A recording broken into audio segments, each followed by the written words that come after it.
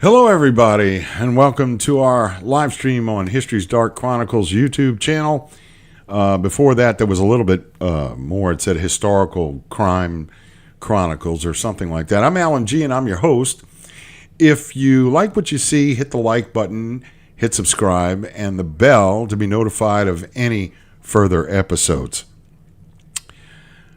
I apologize for not being around much because my job keeps me busy. The students are really good, and they have me in charge of TV and video production as well as law studies and American history. So it's really, I love going to work every day. It's fantastic. And in fact, we do live streams every week about school news. So tonight we're going to do something special and different for the channel. I have always been interested in conspiracy theories or mysteries of history.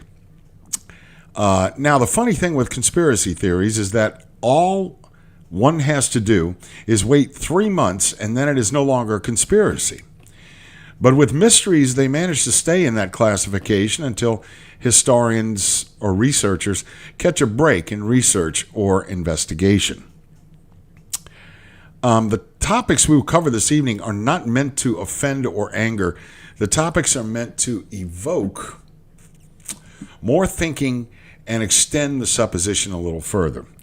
For instance, let's take a look at our first mystery.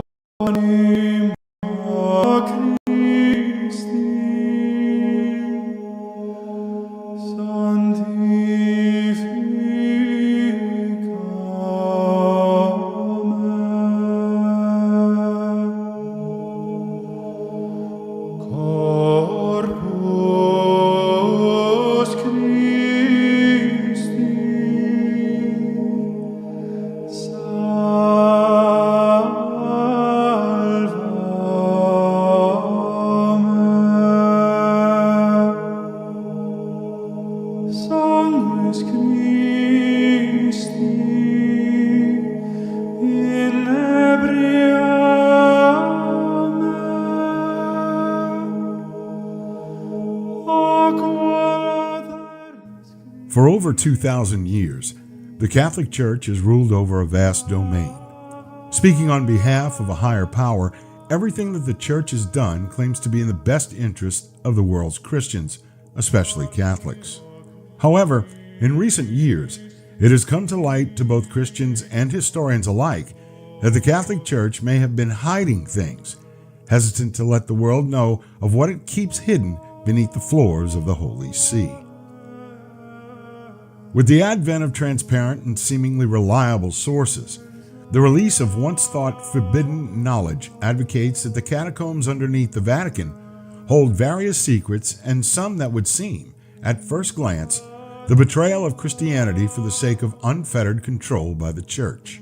Several conspiracy theorists believe that these Vatican vaults contain not just archives of paper and pen, but also beings from another realm that the Church decided to enslave. The enslavement has proven to be somewhat troublesome for the Church, as these beings seem to be coming of age, so to speak. One of the species of these creatures happens to be a breathing vampire, locked away to control its urges and maintained by the church to be a real danger to humanity. In some renditions of the vampire story and the Catholic Church, the unclean beings watch from the sidelines as bureaucrats and scholars to disguise their power against the church. Theorists claim that missing persons all over the world appear to be the work of hominis nocturna, a constant threat to the known human world. The Catholic Church has a history of severed heads, hands, feet, fingers, and other body parts of honored saints housed in golden, bejeweled containers or caskets prominently displayed in important churches. Why not keep a doomed soul condemned to immortality within the walls of the most sacred place on earth for the world's Catholics? It is well known that between the 15th and 18th centuries, that there were constant perceived threats from the undead. With recent evidence being unearthed, some theorists tend to advocate that the vampire legend is steeped in fact. Take, for instance, the cases of Peter Blagojevich and Arnold Payol. The two men lived under the watchful eyes of the Habsburg Empire in the 18th century. In the case of Blagojevich, after his death, it is said that he visited his son looking for food. When the son refused to feed him, several of the village inhabitants complained of having a loss of blood. Church officials judged Blagojevich to be a vampire. When opening his grave, some of the townspeople noticed that the recently dead man had what appeared to be blood dripping from his mouth. Officials sent to the village then staked Blagojevich's body, witnessing, quote, blood gushing out of the body's orifices, end quote.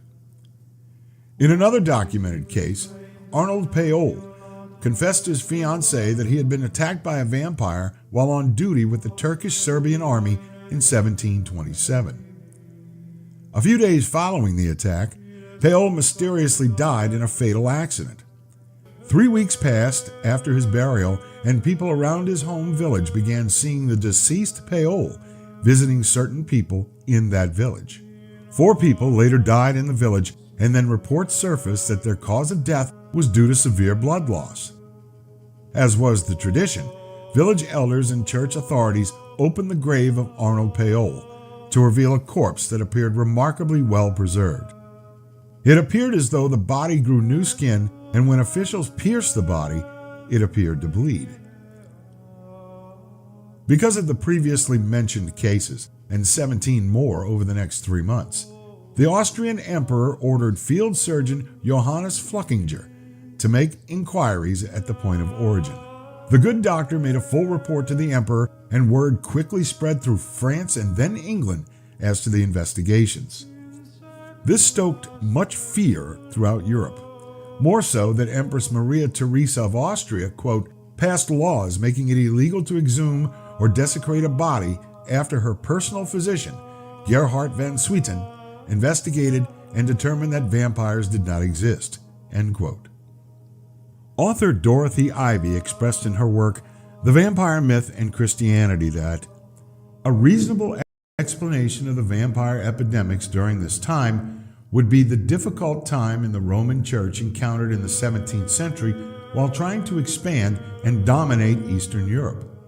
At the same time in Western Europe, the Church had lost much of its political power and religious stronghold due to the Protestant Reformation, so the Catholic Church expanded east.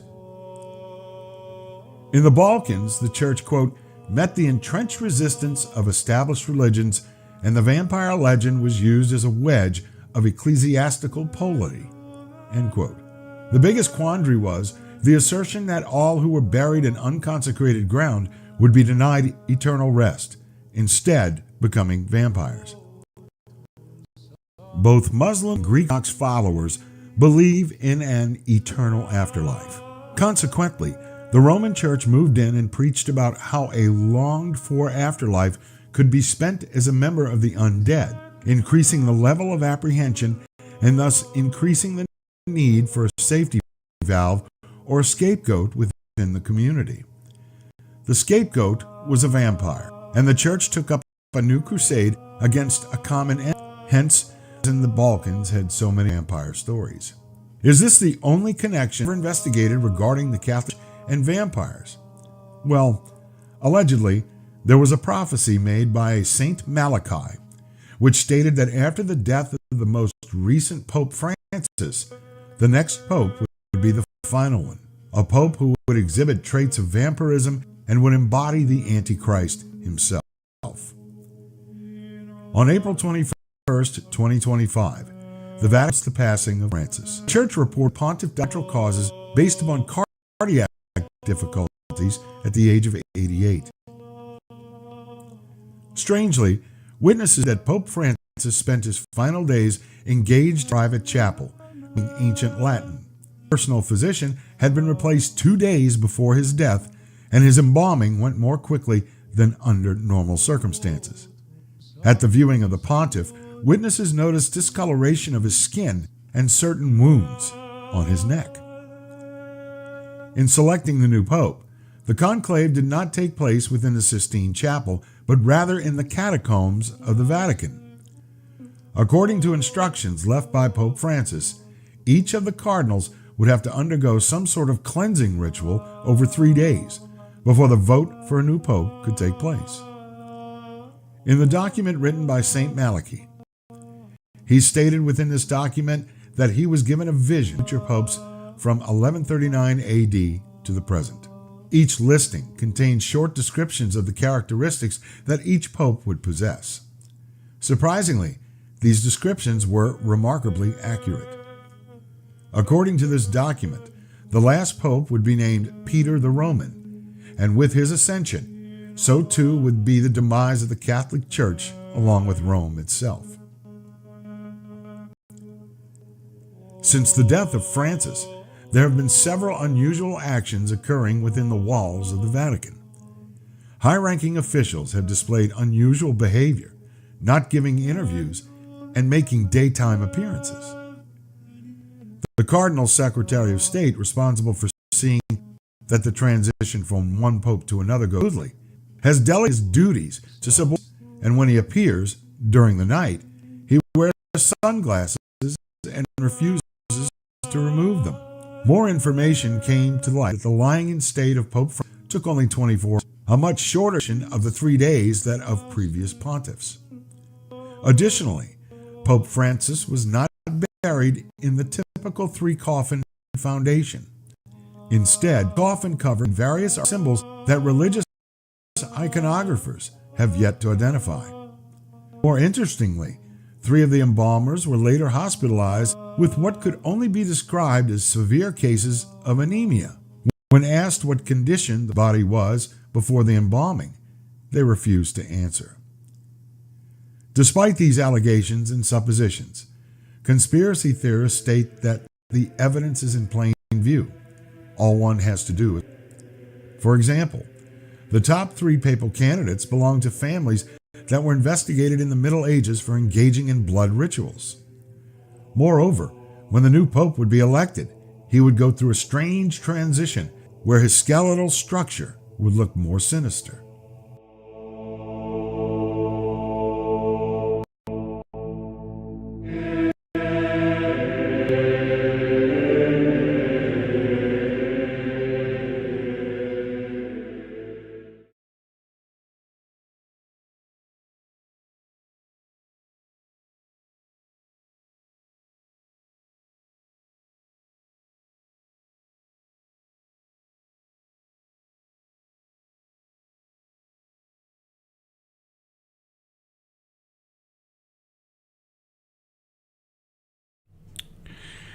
Now, this particular conspiracy may be far-fetched, but there are many people that who believe that the secrets held within the Vatican's walls hold a sliver of truth. After all, why is it that the horror movies made demonstrated that vampires are repelled by crosses, burned by holy water, or disintegrated under the rays of the sun? As an historian, I have often pointed out that legends have to be based in some sort of fact. Taking into consideration that the factual Dracula proved to be a masochist who used violence to tame an empire, it is a far cry from the supernatural being of movies and stories. So, what do you think?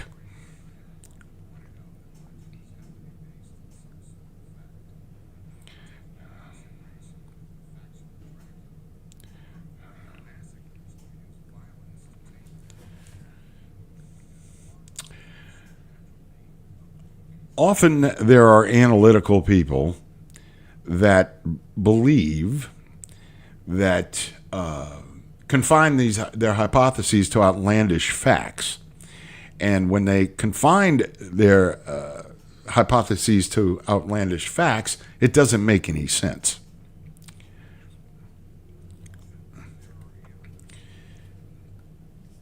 Let's see. What's the second one? Okay.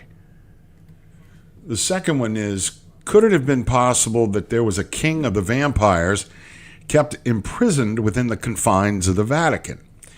Well, since there's a lot of times when we're told we can't actually see what's in certain parts of the Vatican. We're not allowed to see them. I was raised Catholic, and I believe that it's just, I don't know. It seems like they're trying to keep a lot of secrets. That's all. How unbelievable would it be if this were true? Frankly, I don't think there are certain things that are allowed to be true, certain things to be made public. And so when we look at the Vatican, I mean, they do try and keep a lot of secrets. Let's see if I can get to, all right. Let's see. Why was this considered to be more of a danger than the devil himself? Well, if you look at it from a particular standpoint, if there were vampires hundreds, even thousands of years ago, would any humans actually be left? I don't believe so. I don't believe there would be any humans left. So I guess fearing vampires is a little bit more than just, fearing the devil himself. Also, considering illogical conclusions, and this is the point I just made, who is to say that the human race would still be viable in present day? Especially if the vampires had populated like we see in particular movies nowadays. So anyway, if we consider this logical conclusion, okay, and I'm trying to make it sound like, it could be possible, but I'm not quite sure. There's not a lot of proof out there. It's merely supposition.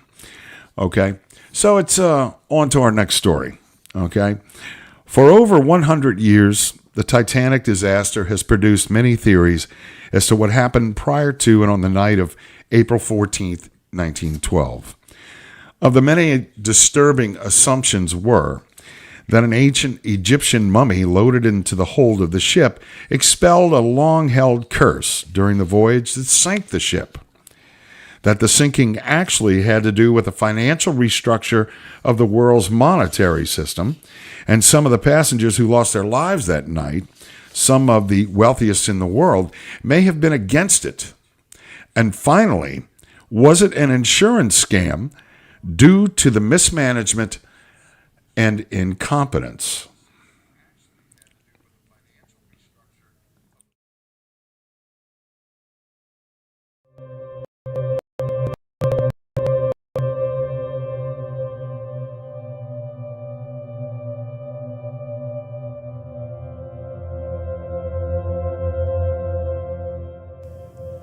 The ill-fated Titanic, one of three sister ships constructed by the White Star Lines between 1909 and 1912, set out on its maiden voyage on April 10, 1912, and sank on April 15, 1912, after hitting an iceberg while traveling from Southampton, England to New York, taking more than 1,500 lives with her.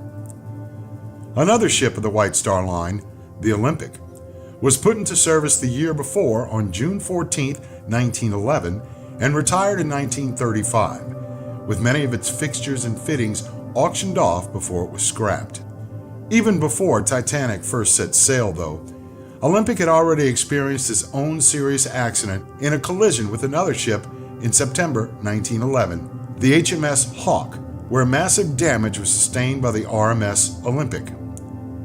Harland and Wolff, the firm that built Titanic, Olympic, and later Britannic, sent the Olympic to the Belfast shipyard for costly repairs where Titanic was still under construction.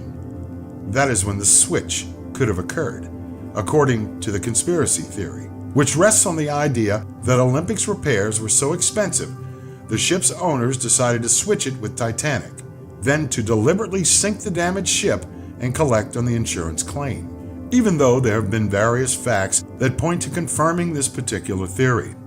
One must note that coincidences occurred that warranted this suspicion. Firstly, J.P. Morgan, the world-famous financier, owned White Star Lines.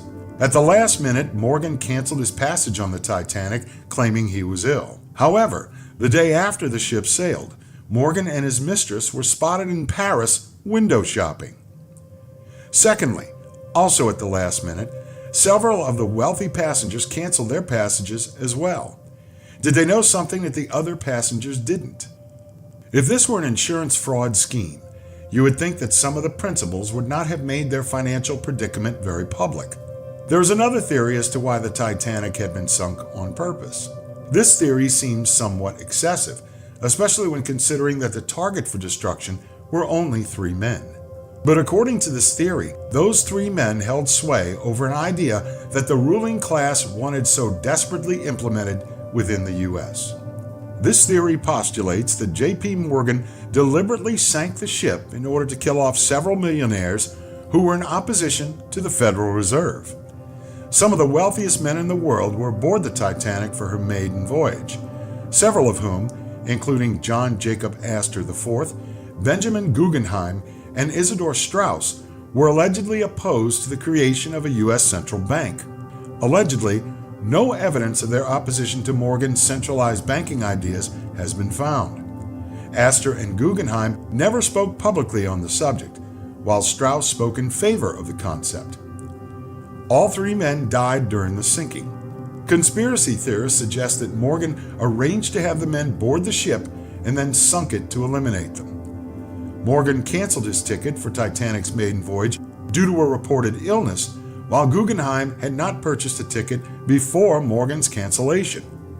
Morgan, nicknamed the Napoleon of Wall Street, had helped create General Electric, U.S. Steel, and International Harvester, and is the namesake of J.P. Morgan Chase, and was credited with almost single-handedly saving the U.S. banking system during the Panic of 1907.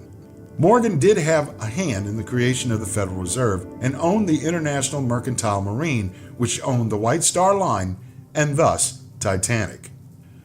Lately, conspiracy theorist Stu Peters has advanced an alternative version of the theory, alleging the Rothschilds were behind both the Federal Reserve and the Titanic sinking. Peters also claimed that the Titan submersible implosion, though tragic, was orchestrated via sabotage in order to prevent its own passengers from discovering that the Titanic was sunk by a, quote, controlled demolition, end quote, instead of an iceberg. Another theory suggests that a coal fire had smoldered within the coal bunker for more than 10 days before the Titanic made her maiden voyage. It has been suggested that the fire weakened some of the bulkheads and thus hastened the ship's end. Fires occurred in the coal bunker of most ships during this period due to the, quote, spontaneous combustion of coal, end quote. Although most experts discredit this theory along with the others, it would explain the reason for the ship's rapid descent after striking the iceberg. Because of the rapid deterioration of the ship lying in 12,500 feet at the bottom of the Atlantic Ocean and the iron-eating bacteria taking its toll, the Titanic will not last much longer, and some scientists state that the deterioration will be complete within the next 5 or 6 years. In order to prove any of these theories, detailed examination of the rusting hull of the ship would have to be examined. Therefore, for the benefit of those who conspired in her sinking, the evidence of any guilt in a conspiracy would have to wait until a further passage of time.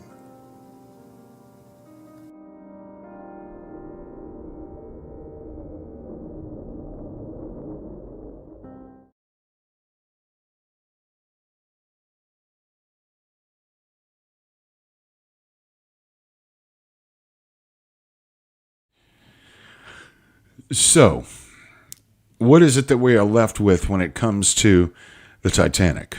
Well, let's look at the talking points. First of all, Could a conspiracy of the size inferred here have been concealed and executed with such precision?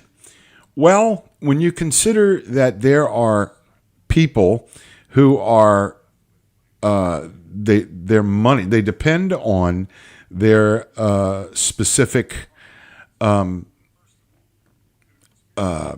livelihoods. They could be bribed into doing it. There have been several things that have come up in as far as the name of the ship is concerned, and we've seen a lot of speculation as to how could something that had claimed to have been unsinkable actually sink so easily. And I'm sure there's a lot of metallurgical evidence that says why it happened the way it did.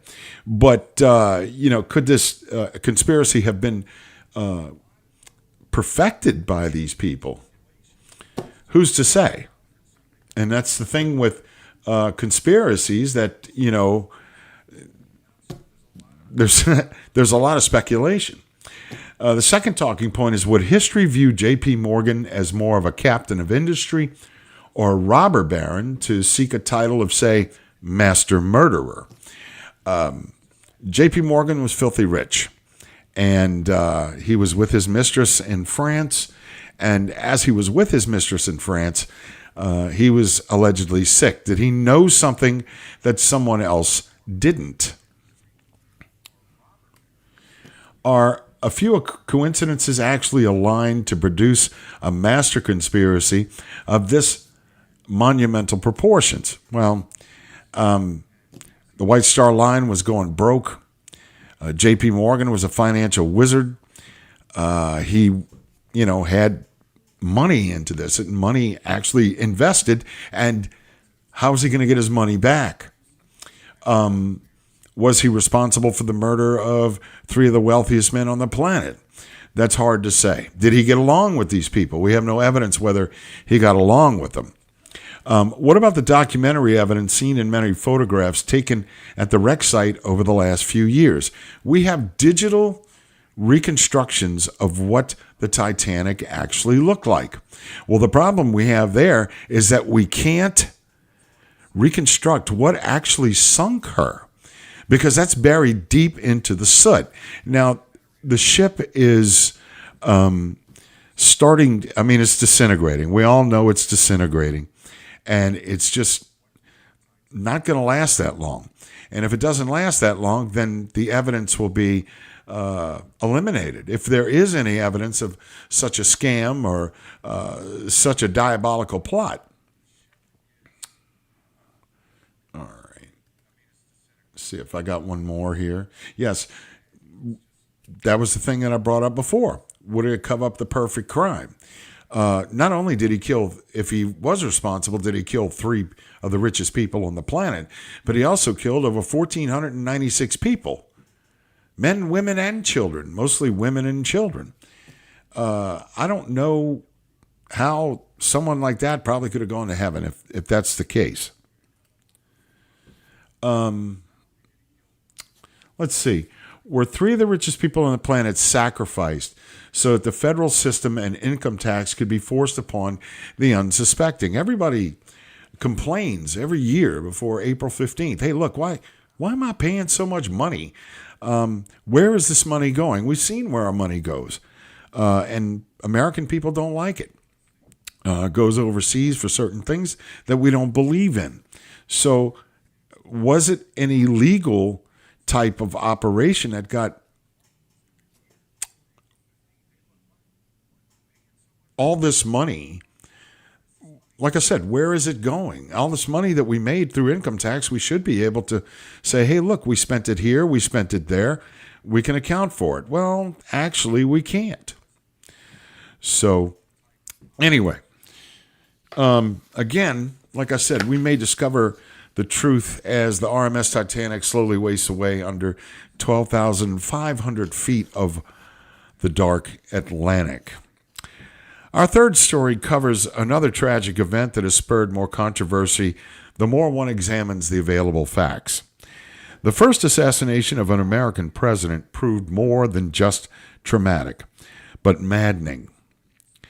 The 16th President of the United States, Abraham Lincoln, wounded from a bullet into his brain, slowly died, and as a result of the wound, his alleged assassin and actor John Wilkes Booth claimed responsibility for the cowardly act with a sense of loyalty to a lost cause.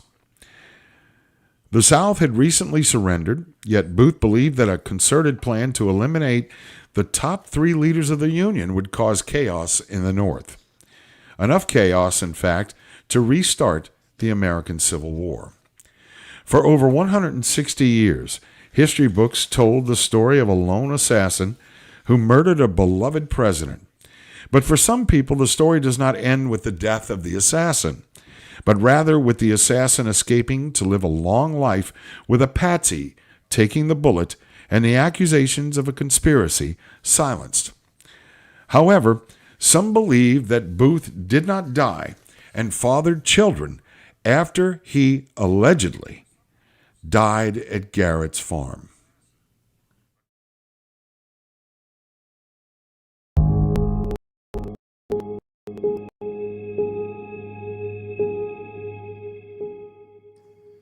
On the evening of April 14, 1865, 5 days after General Lee surrendered to General Grant at Appomattox Courthouse in Virginia, President Abraham Lincoln took a much-needed rest.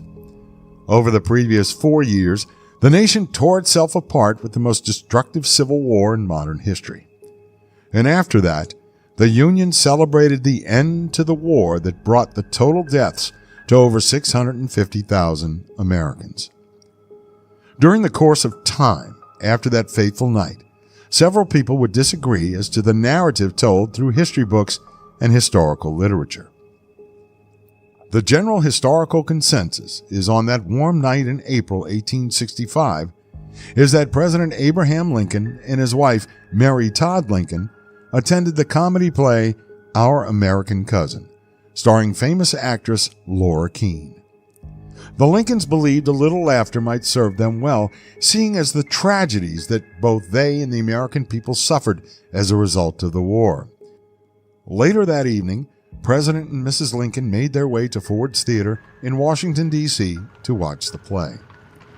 It appeared that once the president walked into the theater, the audience welcomed him with loud accolades, a fitting welcoming to the conquering executive.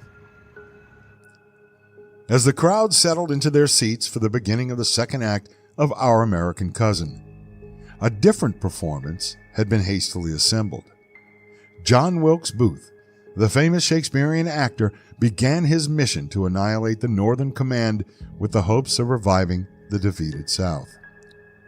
Booth, knowing the outlay of the theater as he had performed there on numerous occasions, the would-be assassin secretly made his way up the stairs to the second-floor balcony section, where he knew the president would be sitting in the box adorned with the picture of George Washington. What most did not know was that Booth visited the theater that afternoon when he discovered from the theater owner that President Lincoln and his entourage would be there that evening. At that time, Booth planted a part of an old music stand that he would utilize to block the door the moment he made his entrance into the balcony box. Moreover, Booth whittled a hole in the door with the giant knife he carried so he could observe the president before making his last stroke. Later that night, as the president and Mrs. Lincoln sat in the president's box, Booth quietly opened the door to the balcony, raised his weapon, and fired. The assassin drew the attention of Major Henry Rathbun and his fiancée, who accompanied the president and Mrs. Lincoln that evening. Booth stabbed the major in the upper left arm, wounding and disabling him. At that moment, Booth leapt from the box, landing awkwardly upon the stage 12 feet below.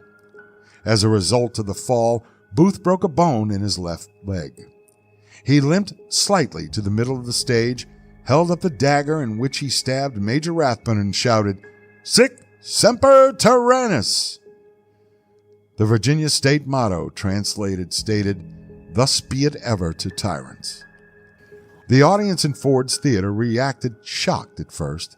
Then Mary Lincoln exclaimed, "They've shot the president!" It was then that the audience realized the gravity of the situation.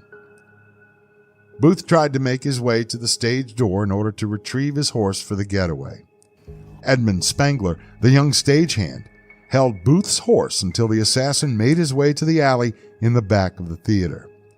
Booth painfully mounted the horse, his leg throbbing from the fracture, and quickly rode from the back of Ford's Theater. A young man tried to keep him from galloping away, but Booth shook the hangers-on as he rode down the alley to the street. As Booth made his escape, several surgeons worked on the president to ascertain the extent of his wound. One of the surgeons placed his pinky finger into the wound at the back of President Lincoln's head and released a clot. The blood started to flow out of the wound. The surgeon suggested that the president be moved to another location. Several soldiers and civilians worked to move the president to the Peterson House across the street. Because President Lincoln stood 6'4", he had to be laid down diagonally on a bed in the back of the house. Soon, the surgeons deemed the president's wound mortal. Booth made his way outside of Washington, D.C. to the Navy Yard Bridge. A sergeant stopped him, asked for his purpose for crossing the bridge. It became readily obvious that news of the president's assassination had not reached this crossing. The sergeant guarding the bridge recognized Booth as an actor, not knowing that he just made his mark as an assassin. The soldier let Booth pass. As Booth made his escape, painful as it was with a broken leg, surgeons continued to monitor President Lincoln's condition. With every passing minute, they knew the president did not have long to live. His breathing became shallower. Mrs. Lincoln had to be sequestered in the next room, overcome with insurmountable grief, having lost 2 children since residing within the White House and now watching her husband slowly slip away. At the time that Booth fired his fatal shot into the back of President Lincoln's head, Lewis Powell, one of Booth's conspirators, made his way to the home of William Seward, President Lincoln's Secretary of State. Secretary Seward was recuperating from a serious carriage accident and found himself confined to the bed with a heavy neck brace severely limiting his movement.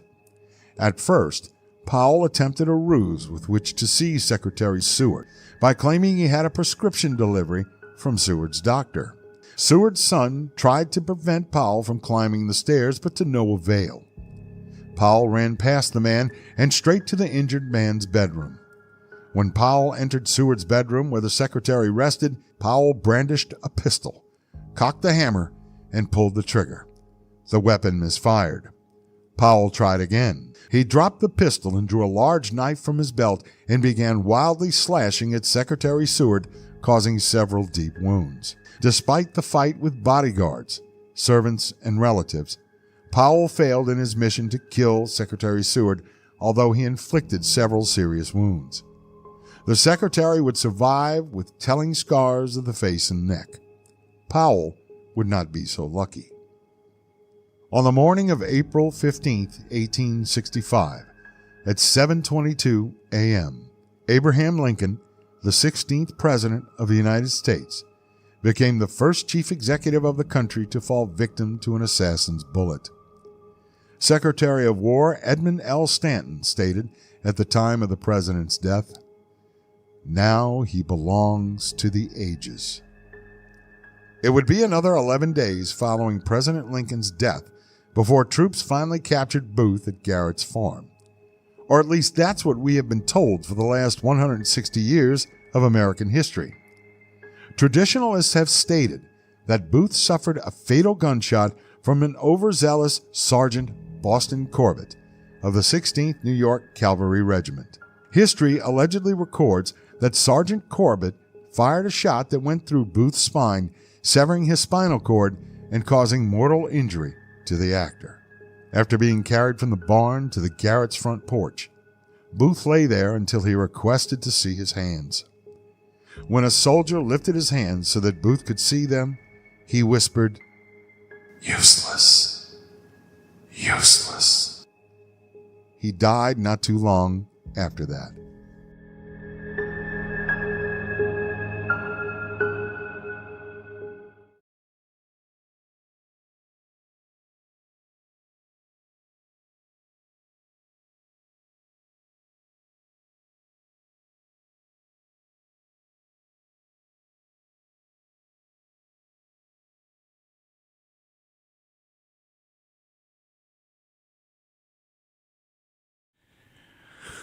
I believe it's interesting that the History Channel aired an episode of History's Mysteries where several people interviewed stated that they were the descendants of John Wilkes Booth and that he had children allegedly after he had been killed at Garrett's farm. After Booth's death, his body was transported to the USS Montauk, an ironclad on the Potomac River, to be autopsied. Okay, let me see. Here we go.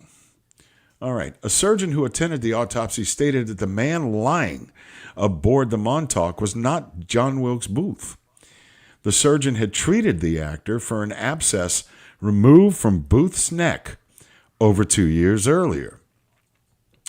Some so-called descendants believe that Booth was their ancestor, and for a long time they demonstrated against being related to the assassin. Reports of John Wilkes Booth dying in Texas and Oklahoma some 35 to 40 years after the assassination have drawn a great deal of attention. James W. Boyd, a Confederate captain and survivor of Andersonville — I have an episode on Andersonville, by the way, if you want to catch up on it, a little bit long time ago. It was about 2 years ago. Saw his release early and allegedly took Booth's place in the barn at Garrett's farm. Rumors have also persisted that Booth managed to escape and made his way to places like Texas and Oklahoma, where he passed away. One of these accounts states that Booth, using an alias, made a deathbed confession while in Texas under the name of John St. Helen, that he was the assassin of President Lincoln. A legend later proven untrue. Additionally, it was rumored that a mummified corpse being passed around carnival sideshows was actually the final remains of John Wilkes Booth. This was later proven to be a falsity. Now, one thing that has come up consistently in these investigations is that the National Medical Museum in Washington refuses to allow a DNA test on the remaining cervical vertebrae that was taken allegedly from Booth aboard the Montauk. I'm not sure if we can consider that a full-fledged conspiracy, but what I do know is that it's just conspiracies are all just so I don't know. There's not a lot of evidence to prove them. In other words, and it's just not a good case. I mean, because on this show in History's Mysteries, they basically demonstrated that there was nothing that could be proven that John Wilkes Booth had survived being shot at Garrett's farm. Again, he put it into the likelihood that he had survived. Who knows? His body's buried in the Booth plot. Nobody knows exactly where because nobody wants to tell anybody where it is. They don't want it defamed. They don't want it defaced. And so they don't really know exactly where he's buried in this plot. So, again, conspiracies amass. Nobody really knows what's going on. And so here we are left. I just thought I'd present these so that you could do some thinking about it. Maybe find some other videos on YouTube that talks about them and kind of draw your own conclusions. So what I'm going to do is I'm going to leave you here. I know we didn't have a big discussion. Not a lot of people, but eventually people will probably watch the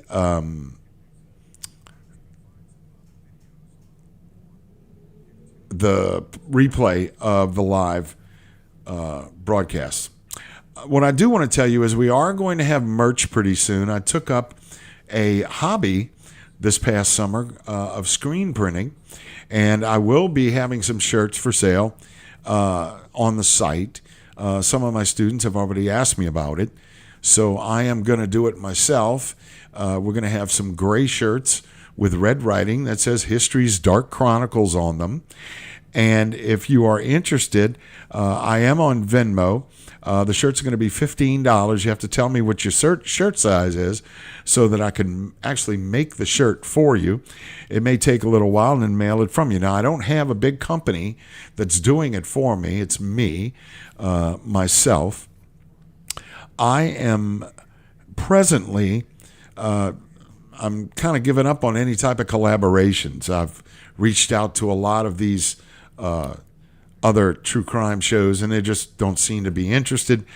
We are, above 10,000 right now. I remember a lot of people that are with me now were there when I only had maybe 100 subscribers, and it began to steadily grow. So what I would like to do is say, look, if you want to contribute to the channel, I am on Venmo. It's at Alan Gautreaux, capital A, capital G, if you feel like you want to contribute. Not much. I do have a full-time job and 2 part-time jobs, as a matter of fact. And I've been working at this place, like I said, for 3 years, and it's absolutely wonderful. They allow me to teach in my style. They give you a lot of support. It's not like any type of school where I've noticed in the past it's always like a gotcha thing. I still have students that I taught 4 years ago that are at another school that are, telling people to tell me hello. So anyway, okay, so until next time, I will leave you, and we will probably be back again real soon. I'm putting some other scripts together. I apologize for not being on in so long, but it does get fairly busy. My life does get busy, and I just want you to, keep on watching, and hopefully we'll do something that you're very, very interested in. We're going to try and put together a Halloween marathon, and if we do that, then we'll go ahead and play it. But also, my other function at this school that I'm at, I don't know if I could say the name, but is I do the play-by-play at the football games, the home football games. One of the gentlemen had left 2 years ago, and they asked me to step in his place. So that is a lot of fun. It makes for long days, and we have a lot of fun doing that. So I'd like to leave you now and let you know that, I'm still thinking about all my fans, all the subscribers that we have. Hopefully we'll get some more in the future, but I am going to try and put together more frequent shows and be a little bit more consistent. I'll let you know when the merchandise goes on sale, and if you'd like to buy one, that's fine. If not, you can't afford it, that's good too. So I'll see you soon. Until next time.